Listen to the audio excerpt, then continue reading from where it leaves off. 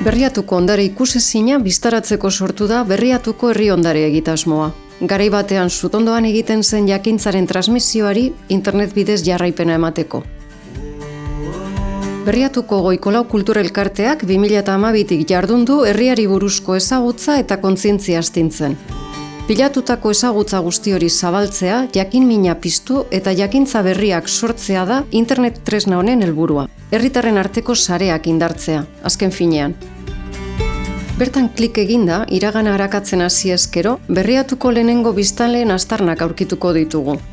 Tartean, historia harrigarria duen lepoko ederra.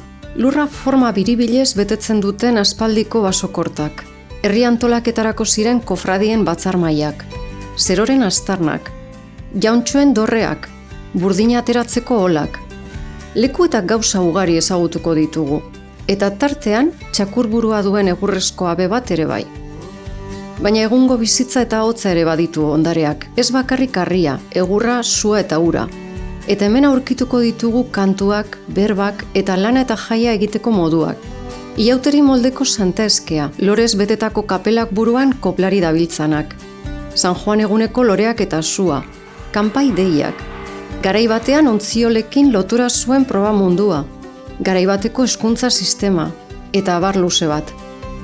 Eta gaur eguneko herriko elkarteak ere ezagutu ahal izango ditugu. Urtean zehar herria bizirik mantentzen dutenen lana. Etorkizunean, elkarte hauen jarduna erakustea izango du helburu Goikolau Kultura Elkarteak. Zabalik dagoen leihoa baita Berriatuko herri ondarea. Tresna honen fitxa bakoitza, hasia gordetzen duen potxi bat da, jakintza gehiago eragiteko prest dagoena.